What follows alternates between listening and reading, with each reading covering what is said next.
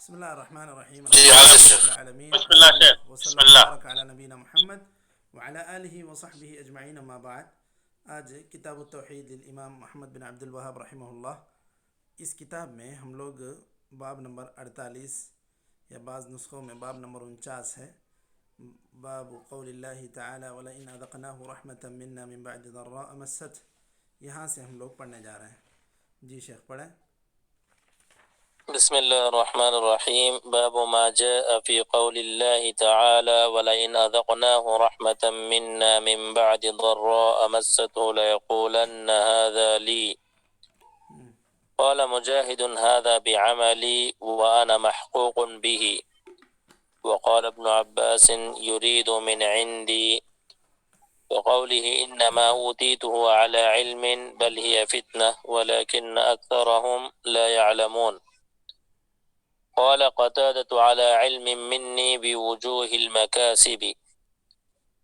وقال آخرون على علم من الله أني له أهل. وهذا معنى قول مجاهد أوتيته على شرف. وعن أبي هريرة رضي الله عنه أنه سمع النبي صلى الله عليه وسلم يقول إن 3 نفر من بني إسرائيل أبرص وأقرع وأعمى فأراد الله أن يبتليهم فبعث إليهم ملكا فأتى الأبرص فقال أي شيء أحب إليك؟ قال لون حسن وجلد حسن ويذهب عني الذي قد قدرني الناس به. فمسحه فذهب عنه قدر وأعطي لونا حسنا وجلدا حسنا. قال فأي المال أحب إليك؟ قال الإبل أو البقر. شك إسحاق. فأعطي ناقة عشراء فقال بارك الله لك فيها. قال فأتى الأقرع فقال أي شيء أحب إليك؟ قال شعر حسن ويذهب عني الذي قد قدرني الناس به. فمسحه فذهب عنه. وأعطي شعرا حسنا فقال أي المال أحب إليك؟ قال البقر أو الإبل. وأعطي بقرة حاملا. قال بارك الله لك فيها. فأتى الأعمى فقال أي شيء أحب إليك؟ قال أن يرد الله علي بصري فأبصر به الناس. فمسحه فرد الله عليه بصره. قال فأي المال أحب إليك؟ قال الغنم. فأعطي شاة والدا فأنتج هذان وولد هذا. فكان لهذا واد من الإبل ولهذا واد من البقر ولهذا واد من الغنم. قال ثم إنه أتى الأبرص في صورته وهيئته فقال رجل مسكين وابن سبيل قد انقطعت بي الحبال في سفري فلا بلاغ لي اليوم إلا بالله ثم بك. أسألك بالذي أعطاك اللون الحسن والجلد الحسن والمال بعيرا أتبلغ به في سفري. فقال الحقوق كثيرة. فقال له كأني أعرفك لم تكن أبرص يقذرك الناس فقيرا فأعطاك الله عز وجل المال. فقال إنما ورثت هذا المال كابرا عن كابر. فقال إن كنت كاذبا فصيرك الله إلى ما كنت. وأتى الأقرع في صورته وهيئته فقال له مثل ما قال لهذا ورد عليه مثل ما رد عليه هذا. فقال له إن كنت كاذبا فصيرك الله إلى ما كنت. قال وأتى الأعمى في صورته وهيئته فقال رجل مسكين وابن سبيل قد انقطعت بي الحبال في سفري فلا بلاغ لي اليوم إلا بالله ثم بك. أسألك بالذي رد عليك بصرك وأعطاك المال شاة أتبلغ بها في سفري. فقال قد كنت أعمى فرد الله علي بصري فخذ ما شئت ودع ما شئت فوالله لا أجهدك اليوم بشيء أخذته لله. فقال أمسك عليك مالك فإنما ابتليتم فقد رضي الله عنك وسخط على صاحبيك. أخرجاه. فيه مسائل: الأولى تفسير الآية، الثانية ما معنى ليقولن هذا لي، الثالثة ما معنى قوله إنما أوتيته على علم عندي، الرابعة ما في هذه القصة العجيبة من العبر العظيمة. چلیے بسم اللہ الرحمن الرحیم، الحمد للہ رب العالمین وصلی اللہ وسلم وبارک علی نبینا محمد وعلی آلہ وصحبہ اجمعین، اما بعد۔ مؤلف رحمہ اللہ نے ایک آیت کو لکھ کر باب کا عنوان منتخب کیا۔ آیت وَلَئِنْ أَذَقْنَاهُ رَحْمَةً مِنَّا مِنْ بَعْدِ ضَرَّاءَ مَسَّتْهُ لَيَقُولَنَّ هَذَا لِي وَمَا أَظُنُّ السَّاعَةَ قَائِمَةً وَلَئِنْ رُدِدتُّ إِلَى رَبِّي إِنَّ لِي عِنْدَهُ لَلْحُسْنَى۔ یہ آیت بطور عنوان مؤلف رحمہ اللہ نے، شیخ الاسلام محمد بن عبد الوہاب رحمہ اللہ نے لکھی ہے، استعمال کی ہے اور اس سے استدلال کیا ہے۔ اب اس آیت یا اس باب کا خلاصہ کیا ہے اور اس باب میں وہ بتلانا کیا چاہ رہے ہیں کہ ایک کافر انسان کو یا ناشکر انسان کو اللہ تعالیٰ کی نعمتیں اس کو مزید گمراہی میں لے جاتی ہیں، اور ایک اگر صالح بندہ ہے، نیک بندہ ہے، تو پھر وہ نعمتوں کو یہ سمجھتا ہے کہ یہ اللہ تعالیٰ کی طرف سے نعمت ہے اور اس کو اللہ کی مرضی کے مطابق مجھے استعمال کرنا چاہیے۔ یہ بات وہ بتلانا چاہ رہے ہیں۔ تو نعمتیں جو بھی اللہ تعالیٰ کر رہا ہے انسانوں پر، ان نعمتوں کو نعمت سمجھنا۔ پہلی بات اس کے تعلق سے یہ ذکر کیا گیا ہے کہ ارکان شکر یہ 3 ہیں۔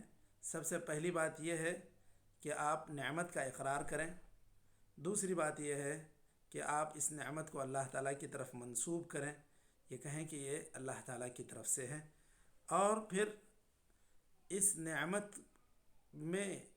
نعمت کا جو تقاضا ہے اس میں خرچ کریں۔ یعنی اگر اللہ تعالیٰ نے مال دیا ہے تو اس مال کو نعمت سمجھنا اور اس کو اللہ تعالیٰ کی طرف سے ہے اس بات کا احساس اپنے اندر پیدا کرنا، اور اللہ تعالیٰ کی مرضی کے مطابق اس کو خرچ کرنا۔ یہ 3 چیزیں، یہ ارکان شکر ہیں، ارکان شکر الثلاثہ اسے کہتے ہیں۔ تو یہاں مؤلف رحمہ اللہ یہی بتلانا چاہ رہے ہیں کہ ایک جو موحد ہے اس کو اس بات کا احساس رکھنا چاہیے کہ جو بھی نعمتیں اس کے پاس ہیں وہ سب اللہ تعالیٰ کی طرف سے ہیں۔ وہ گھمنڈی سے اسے اپنے قابلیت کے بل بوتے پر حاصل شدہ چیز نہ سمجھے، کیونکہ اللہ تعالیٰ نے یہاں پر جو بات ذکر کی ہے کہ جو اللہ تعالیٰ کا ناشکرہ بندہ ہوتا ہے اس کی حالت اللہ تعالیٰ نے یہاں بیان کی۔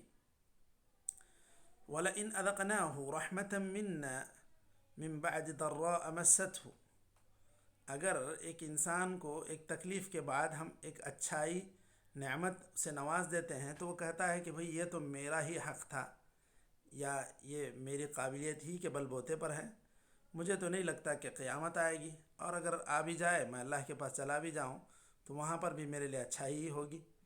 تو اللہ تعالیٰ فرماتا ہے کہ ہم کافروں کو خبر دیں گے جو وہ لوگ کہا کرتے تھے، کیا کرتے تھے، اور ان کو ہم عذاب چکھائیں گے۔ تو ایسا کہنا یہ قابل ملامت چیز ہے، یعنی یہ کہنا ھذا لی، اس کی تفسیر میں صرف ھذا لی یعنی اگر انسان تملیک کے لیے بولتا ہے تو پھر وہ اس سے پہلے بھی جیسے ذکر آیا کہ وہ ممنوع نہیں ہے، یعنی اگر کوئی چیز رکھی ہو یہ کس کی ہے، یہ میری، نسبت تملک کے اعتبار سے کرنا۔ لیکن ھذا لی یہاں پر اس آیت کی تفسیر میں کئی مفسرین نے جو باتیں ذکر کی ہیں، ھذا بعملی وانا محقوق بہ، یہ امام مجاہد کی تفسیر ہے۔ حضرت ابن عباس کی تفسیر ہے یرید من عندی، اور اسی طرح قال انما اوتیتہ علی علم عندی، قال قتادہ علی علم منی بوجوہ المکاسب۔ کوئی بھی نعمت حاصل ہوتی ہے تو کیا بھئی اللہ تعالیٰ نے آپ کو یہ ساری چیزیں عطا کی ہیں؟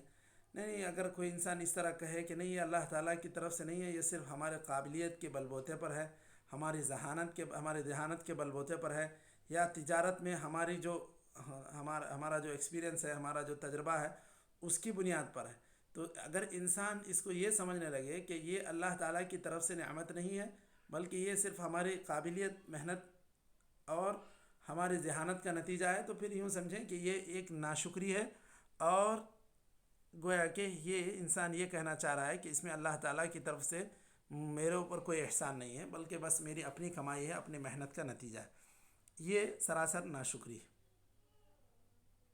تو اس طرح کہنا یا اس طرح نہ کہتے ہوئے بھی ایک احساس رکھنا دل ہی دل میں کہ اس میں تو صرف اللہ کا کیا میرے اوپر احسان ہے، یہ تو صرف میرے اپنی قابلیت کا انجام ہے، اس طرح احساس رکھنا یہ خود ایک ناشکرے ہونے کی دلیل ہے۔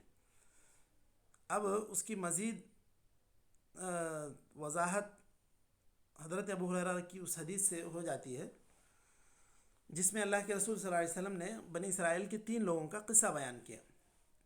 دیکھیے، بنی اسرائیل کے قصوں کے تعلق سے ایک بات ہم لوگ پہلے بھی ذکر کیے ہوں کہ جو بھی بات بنی اسرائیل سے متعلق ہوتی ہے تو کیا وہ اس کی تصدیق کریں گے یا تکذیب کریں گے؟ کیا ہے اس میں ایک عمومی قاعدہ، شاید ہم لوگ ذکر کیے تھے اس سے پہلے، بتائیں مشائخ۔ نہ تصدیق جی، نہ تکذیب، اچھا، جی بس سن لیں گے۔ جی، اور مشائخ اور کچھ؟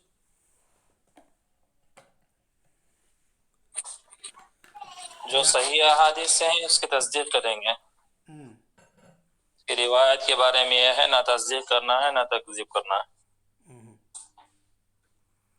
چلیے، اور کچھ؟ اچھا، دیکھیے یہاں پر تقریباً دونوں کی باتوں میں کچھ بات آ گئی ہے، مزید اس کو میں واضح کر دیتا ہوں کہ دیکھیے جہاں پر بنی اسرائیل کا قصہ اللہ کے رسول صلی اللہ علیہ وسلم کی زبانی ذکر ہوتا ہے، صحابہ اس کو روایت کرتے ہیں، سنتے ہیں، سناتے ہیں، تو پھر یہ خبر اکید ہو گئی، یہ خبر سچی ہے، اور اللہ تعالیٰ نے وحی کے ذریعے سے اپنے نبی کو بتلایا کہ اس سے پہلے بنی اسرائیل میں ایسا واقعہ ہوا ہے، تب آپ صلی اللہ علیہ وسلم یہ چیز بیان کر رہے ہیں۔ تو اب ہمارے لیے یہ قصہ یہ صرف بنی اسرائیل کا قصہ ہونے کی حیثیت سے ایک قصہ نہیں ہے بلکہ یہ ایک حدیث کا واقعہ ہمارے پاس ہے۔ بات کو سمجھ رہے ہیں آپ لوگ کہ آپ صلی اللہ علیہ وسلم نے تصدیق کی، آپ صلی اللہ علیہ وسلم نے اس کو بیان کیا، اسی لیے اب ہم اس کی تصدیق کرتے ہیں کہ واقعی ایسا ہوا تھا۔ یہاں پر یہ بات نہیں کہی جائے گی کہ اس کی نہ تصدیق کریں گے نہ تکذیب کریں گے۔ اب یہ بخاری مسلم میں یہ جو قصہ مروی ہے، حضرت ابو ہریرہ سے مروی ہے، آپ صلی اللہ علیہ وسلم نے بیان کیا، تو یہ واقعہ 100% واقع ہوا ہے اور یہ سچ ہے۔ اب جو تصدیق یا تکذیب نہ کرنے کی جو بات ہے وہ ایسی روایتوں سے متعلق ہے جو حدیث سے یا اللہ کے رسول صلی اللہ علیہ وسلم سے منقول نہیں ہے، بس ایسے ہی کسی یہودی عالم نے کچھ ذکر کر دیا، اب وہاں آپ توقف کریں کیونکہ ان کی سند، ان کی کتاب ہمارے لیے کوئی معتبر کتاب نہیں، لیکن جب ہماری اپنی معتبر کتاب سے اللہ کے رسول صلی اللہ علیہ وسلم کی حدیث آ جاتی ہے اور اس کے اندر بنی اسرائیل کا قصہ رہتا ہے تو پھر ہم یہ اس کو اکید کہیں گے کہ یہ واقعہ ہوا ہے۔ واضح ہوئی مشائخ بات؟ جی جزاک اللہ خیر شیخ۔ بارک اللہ فیک۔ تو اب یہ قصہ ہمارے لیے ایک بنی اسرائیل کی ایک روایت نہیں رہی، یہ ہمارے لیے ایک بخاری مسلم سے ثابت شدہ ایک حدیث ہے ابھی، اور اس کے علاوہ جو تفسیر میں بہت ساری روایتیں ملتی ہیں جس کے تعلق سے آپ صلی اللہ علیہ وسلم سے کوئی سند ثابت نہیں ہوتی ہے، تو پھر وہاں توقف کریں گے کہ بھئی کیا ہوا تھا، کیسے تھا۔ بہت سارے قصوں سے متعلق اسرائیلی روایت موجود ہیں، اصحاب کہف سے متعلق ہیں، اور بھی دیگر واقعات سے متعلق اسرائیلی روایت موجود ہے، تو وہاں پر آپ توقف کریں گے۔ لیکن جتنا قرآن میں ثابت ہوتا ہے، حدیث میں ثابت ہوتا ہے، وہاں تک ہم لوگ تاکید کے ساتھ کہیں گے کہ اتنی بات ہوئی۔ اب اصحاب کہف کا قصہ واقعی ہوا تھا یا نہیں ہوا تھا، یہاں شک کی گنجائش نہیں۔ اصحاب کہف کا واقعہ ہوا ہے، قرآن سے ثابت ہے، اللہ تعالیٰ نے وحی کے ذریعے سے بیان کیا۔ اب رہی اس کی تفصیل میں، اب کہ کیا وہ کتنی عمر کے لوگ تھے، نوجوان تھے تو کتنی کیا عمریں تھیں، اس کی یہ ساری چیزیں جو ہے تفصیل حدیثوں میں اس کی نہیں ہے۔ اب وہ نوجوانوں کی عمریں کیا تھیں، ان کے نام کیا تھے، یہ ساری چیزوں کی تفصیل اگر کہیں سے آتی ہے تو وہ کوئی خاص عبرت کا حصہ نہیں ہے. وہ عمریں چاہے جتنی بھی رہیں اور نام ان کا جو بھی رہے، تو یہ ساری چیزیں ہمارے لیے خاص معنی نہیں رکھتی. لیکن جب یہاں ہمارے لیے بات اللہ کے رسول صلی اللہ علیہ وسلم کی زبانی آ گئی تو یہ بات صحیح ثابت ہے. تو آپ صلی اللہ علیہ وسلم نے بیان کیا کہ 3 لوگ ایسے تھے جو معذور تھے. ایک تو تھا کوڑی کا مریض. کوڑی جانتے ہیں آپ لوگ، ہاتھ پیر اس کے جو ہے نا، نہیں یہ کوڑی کا مطلب اس کو جس کا کلر جو ہے نا بالکل پوری طرح وائٹ ہو جاتا ہے، برس کا مریض. اس کو آپ صلی اللہ علیہ وسلم نے کہا کہ یہ پورا کلر اس کا اپنا صحیح کلر سے ہٹ کے اس کا ایک نیا کلر جو گویا کہ ہو گیا تھا، پوری طرح وائٹ ہو گیا تھا، تو لوگ اس کو ناپسند کرتے تھے. تو اس اعتبار سے وہ یہ چاہتا تھا کہ مجھے اللہ تعالیٰ کی طرف سے اچھا کلر ملے اور اچھا میں دکھوں لوگوں کے سامنے، میری جلد کا کلر صحیح ہو جائے. اسی طرح دوسرا تھا گنجا، جس کے سر پہ کوئی بال ہی نہیں تھے، تو لوگ اس کو بھی ناپسند کرتے تھے، تو وہ صحیح بال چاہتا تھا.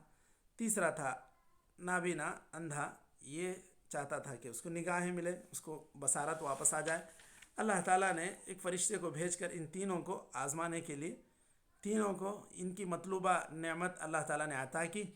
تینوں کو نعمتیں عطا ہوئیں، ساتھ ہی ساتھ مزید ایک نعمت، مالی نعمت بھی عطا ہوئی. ایک کو اونٹ، ایک کو گائے، ایک کو بکری، ان کے پسند کے اعتبار سے اللہ تعالیٰ نے دے دی. سب کو یہ ساری چیزیں، یہ جانور سارے حاملہ ملے تھے کہ ان کے بچے ہونے لگے، اور بچے کے بعد بچے اس طرح اونٹ والے کو اونٹ کی وادی بھر کے اونٹ ہو گئے، اس کے لیے گائے وادی بھر کے گائے ہو گئی، اور اس تیسرے کے لیے وادی بھر کے بکریاں ہو گئیں. پھر اللہ تعالیٰ نے چند سالوں بعد اس فرشتے کو دوبارہ بھیجا، اور اس سے صرف ان لوگوں کی آزمائش مقصود تھی. ان سے وہ کہا کہ بھائی میں ایک مسافر انسان ہوں، مجھے کچھ ایک اونٹ دے دو، میں اپنے سفر میں جو ہے اس کے ذریعے سے سہارا لے سکتا ہوں. تو اس نے انکار کیا، کہا کہ نہیں، یہ ساری چیزیں میرے اوپر ذمہ داریاں بھی بہت ہیں، اتنی زیادہ دکھ بھی رہی ہیں تو میری ذمہ داریاں بھی اتنی ہیں. یہ کہہ کر اس نے بہانہ بنایا. تب اس نے فرشتے نے یاد دلایا کہ تم تو ایسے ایسے تھے. اس نے کہا نہیں، میں یہ سارا مال مجھے اپنے باپ داداؤں سے ملا ہے. تو یہ اس نے سب سے پہلے یہ جو اللہ تعالیٰ نے اس کو نعمت دی، یہ جو اس کا رنگ لوٹایا، اس کا انکار کیا. دوسرا یہ کہ یہ جو مال ملا اس کو اللہ تعالیٰ کی طرف سے ملا تھا، تو اس نے کہا نہیں، یہ تو سب ملا ہے مجھے باپ دادا کی طرف سے. پھر جب اس کے خرچ کرنے کی باری آئی تو خرچ کرنے سے بھی وہ گریز کیا. تو اس طرح یہ جو ارکان شکر الثلاثہ جسے کہتے ہیں، یہ تینوں کے تینوں میں وہ ناکام گویا کہ ثابت ہوا. دوسرے نے بھی ایسا ہی کیا. تیسرے نے، نابینا جو تھا، وہ اس نے کہا کہ آپ لے سکتے ہیں، آپ کو جو چاہیے، جتنے چاہیے آپ بکریاں لے لیں. فرشتے نے کہا بھئی مجھے اصل میں اس کی ضرورت تو نہیں، یہ صرف اللہ تعالیٰ کی طرف سے تم تینوں کی آزمائش ہوئی، تم کامیاب ہوئے، بقیہ 2 ناکام رہے. تو یہ بات، یہ حدیث یہاں پر اس لیے مؤلف رحمہ اللہ نے ذکر کی کہ انسان یہ جانے کہ ساری نعمتیں انسان پر اللہ تعالیٰ کی طرف سے ہوتی ہیں، اور ان کو اللہ تعالیٰ کی طرف منسوب کرنا، اور اس پر اللہ کا شکر ادا کرنا، اور اللہ کی مرضی کے مطابق اس میں خرچ کرنا، یہ نعمت کا تقاضا ہے.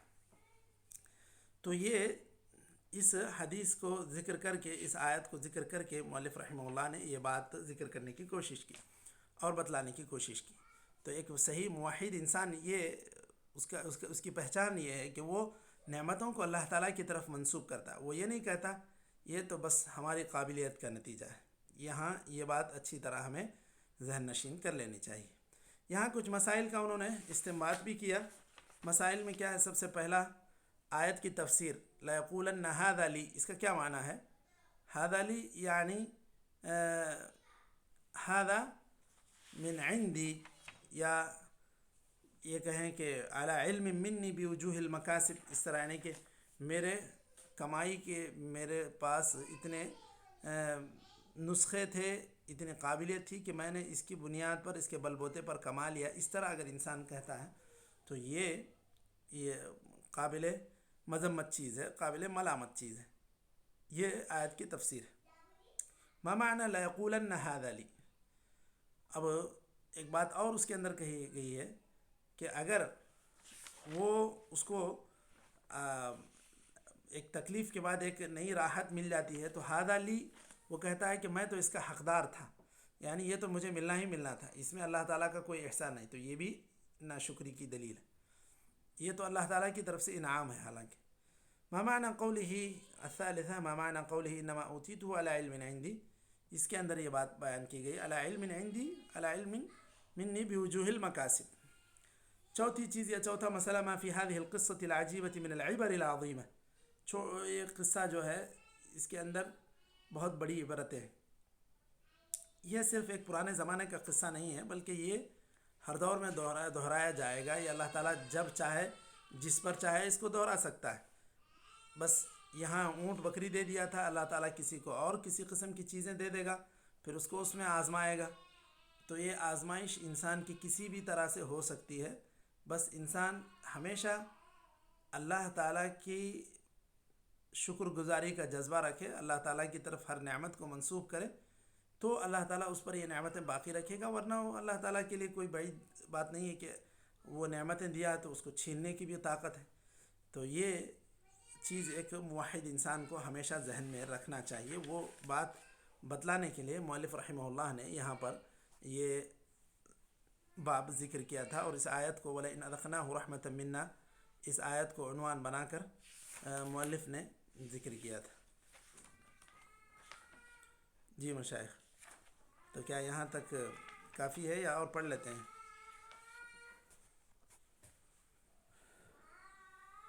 ترجمہ کیا ہے شیخ؟ ایک دفعہ آیت کا ترجمہ بولیے شیخ. کون سے؟ وَلَئِنْ أَذَقْنَاهُ.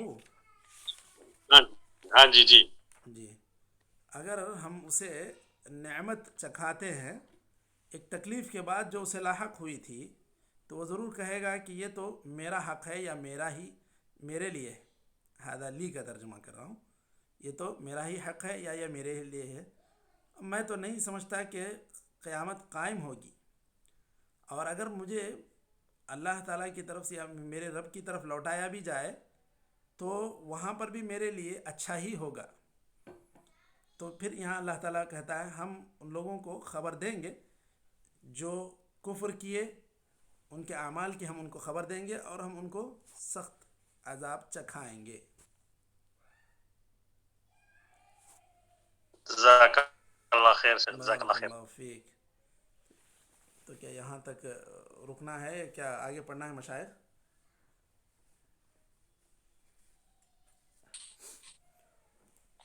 رک جائیں گے انشاءاللہ. طيب چلیے نکتفی بهذا القدر، وصلی اللہ وسلم علی نبینا محمد وعلی آلہ وصحبہ اجمعین.